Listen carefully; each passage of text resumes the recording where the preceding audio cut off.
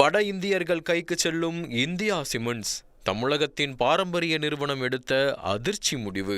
கடந்த 1946ஆம் ஆண்டு SNN சங்கரலிங்க ஐயர் என்பவரால் நிறுவப்பட்ட இந்த நிறுவனத்தின் முதல் சிமெண்ட் தொழிற்சாலை நெல்லை மாவட்டத்தில் உள்ள தாளையுத்து என்னும் சிறிய கிராமத்தில் 1949ஆம் ஆண்டு நிறுவப்பட்டது.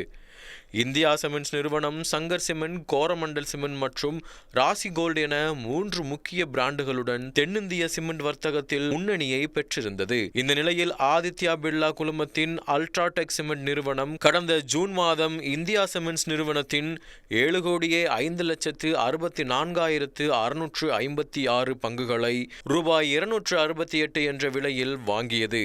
இதன் மூலம் இந்தியா சிமெண்ட்ஸ் நிறுவனத்தின் 22.77% பங்குகளை ஆதித்யா பிர்லா குழுமம் கைப்பற்றியது.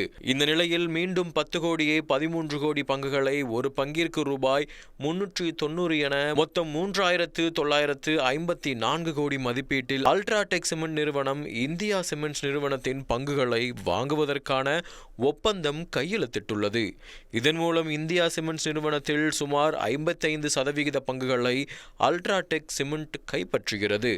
அதோடு இந்தியா சிமெண்ட்ஸ் நிர்வாகத்தை ஆதித்யா பிர்லா கைப்பற்றுகிறது. இதன் மூலம் நிறுவனத்தின் தலைவர் N. ஸ்ரீனிவாசன் இந்தியா சிமெண்ட்ஸ் நிறுவனத்திலிருந்தும் நிர்வாகத்திலிருந்தும் வெளியேறுகிறார். தமிழகம் உள்ளிட்ட தென்னிந்திய சிமெண்ட் வர்த்தகத்தை கைப்பற்றுவதற்காக ஆதித்யா பிர்லா குழுமம் இந்த நடவடிக்கையை எடுத்துள்ளதாக சொல்லப்படுகிறது.